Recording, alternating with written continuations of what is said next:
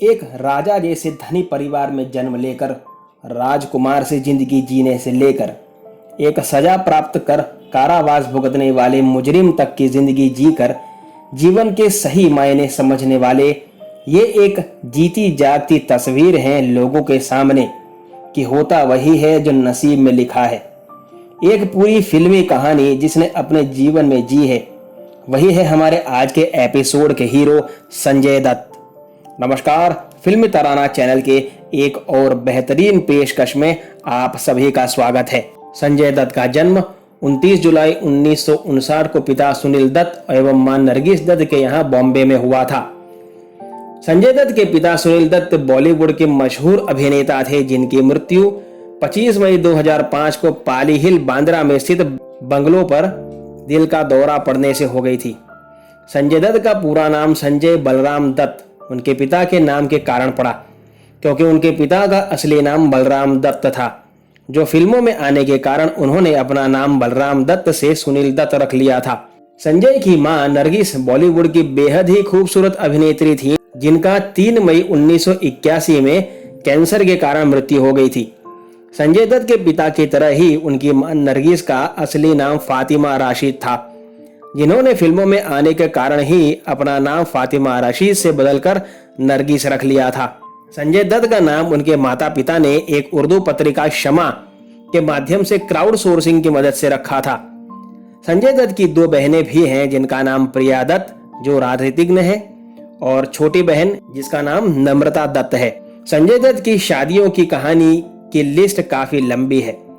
संजय दत्त ने अपने जीवन में 3 बार शादी की थी। पहली अक्टूबर 1987 में ऋचा शर्मा के साथ, दूसरी 1998 में रिया पिल्लई और फिर 2008 में उनकी वर्तमान पत्नी दिलनवाज शेख से मान्यता दत्त के साथ।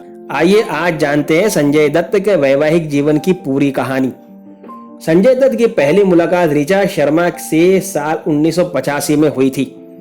संजय के अनुसार होटल सी रॉक में अपनी एक फिल्म के मुहूर्त के दौरान वे अभिनेत्री ऋचा शर्मा से रूबरू हुए थे। अपनी पहली मुलाकात के बाद संजय ऋचा शर्मा से मिलने के लिए बेचैन हो गए थे। उन्होंने ऋचा शर्मा का नंबर ढूंढ निकाला और उनको मिलने के लिए फिर फोन किया, और जल्द ही संजय को मालूम चला कि ऋचा शर्मा दूसरी लड़कियों जैसी नहीं है, वे बहुत ही साधारण किस्म की लड़की हैं। हालांकि बाद में संजय ने ऋचा शर्मा को मुलाकात करने के लिए मना ही लिया था। वैसे आपको बता दें कि संजय दत्त की उनकी लाइफ में 308 गर्लफ्रेंड्स रह चुकी हैं।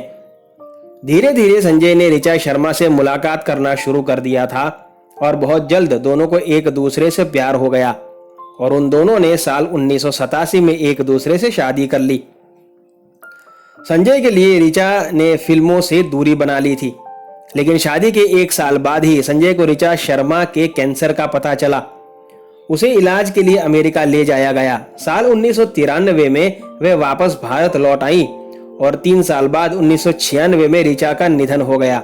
ब्रेन कैंसर से उनकी मृत्यु हो गई। उस्मान की किताब के अनुसार संजय की रिया पिल्लई से पहली मुलाकात वकील महेश जेठमलानी के कार्यालय में हुई थी। दरअसल तब संजय 1993 में मुंबई में हुए बम धमाकों के केस में जमानत पर बाहर थे। वो अपने वकील महेश जेठमलानी से मिलने अक्सर जाया करते थे और वहीं अचानक से वे रिया पिल्लई से टकरा गए और दोनों की पहली मुलाकात में ही संजय एवं रिया पिल्लई को एक दूसरे से प्यार हो गया था। रिया के मुताबिक संजय हमेशा कोई ना कोई बहाना बनाकर रिया से मिलने का मौका ढूंढते रहते।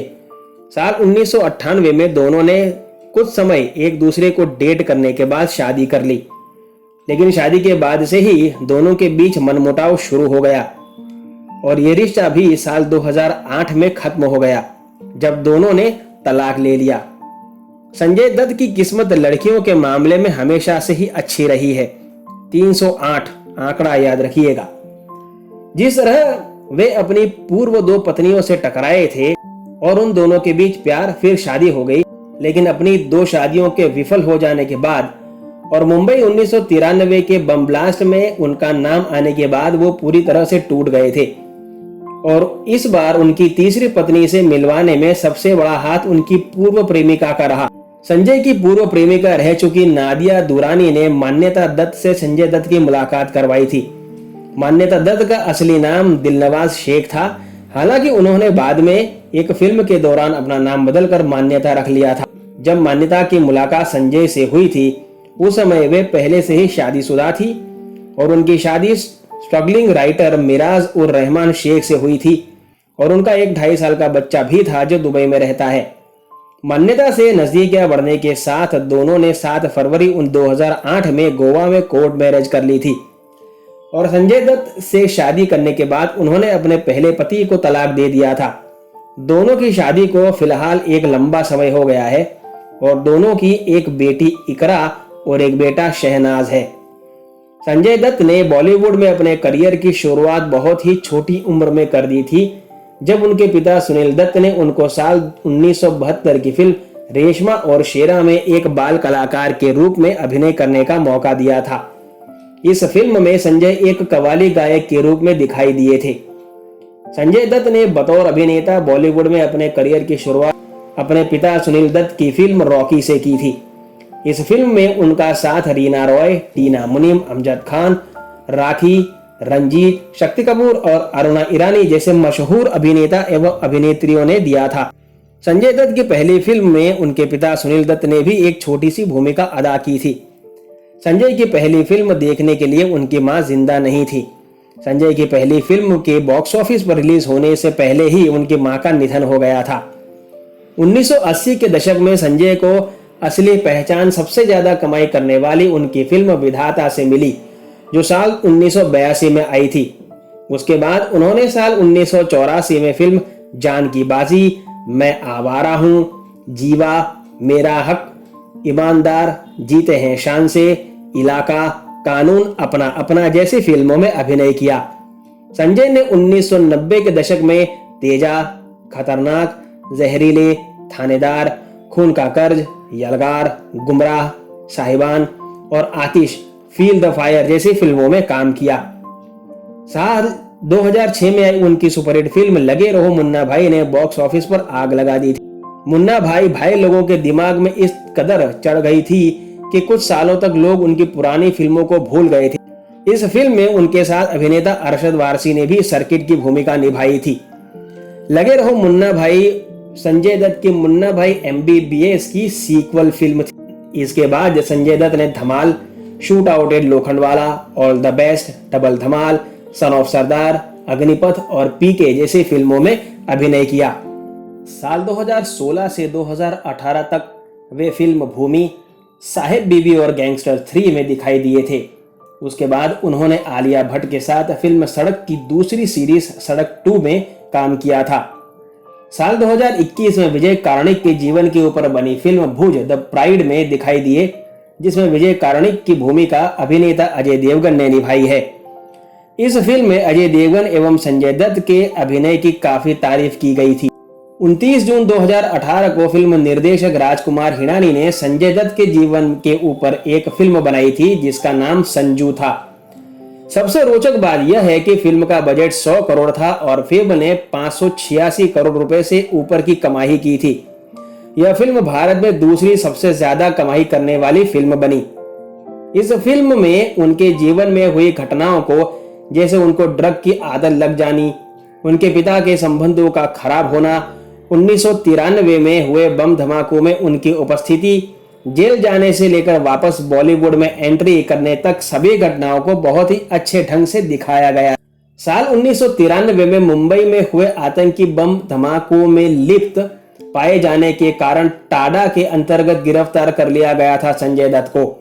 हालांकि उन्हें अक्टूबर 1995 में जमानत पर रिहा कर दिया गया था, लेकिन दिसंबर 1995 में उन्हें फिर से गिरफ्तार कर लिया गया। अप्रैल 1997 में उन्हें फिर से जमानत पर रिहा कर दिया गया।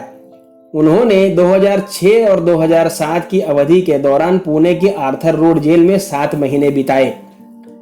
31 जुलाई 2007 में संजय दत्त को टाडा कोर्ट ने उन्हें मुंबई विस्फोटों के संबंधित आरोपों से मुक्त कर दिया और सिर्फ उन्हें अवैध हथियार रखने के लिए 6 साल के कठोर कारावास की सजा सुनाई और उन्हें पुणे की यरवड़ा जेल में स्थानांतरित कर दिया गया। संजय दत्त को 20 अगस्त 2007 में जमानत मिल गई और 22 अक्टूबर 2007 को उन्हें फिर से जेल भेज दिया गया। 27 नवंबर 2007 को सुप्रीम कोर्ट ने उन्हें जमानत दे दी। 21 मार्च 2013 को भारत के सर्वोच्च न्यायालय ने टाड़ा के फैसले को बरकरार रखा। हालांकि सजा को 6 साल से घटाकर 5 साल की कैद कर दिया और आत्मसमर्पण के लिए 1 महीने का समय दिया गया। संजय दत्त और छोटा शकील के बीच हुई बातचीत का एक ऑडियो भी मीडिया में सामने आया था, जिसमें संजय दत्त को अभद्र भाषा का इस्तेमाल करते हुए सुना गया।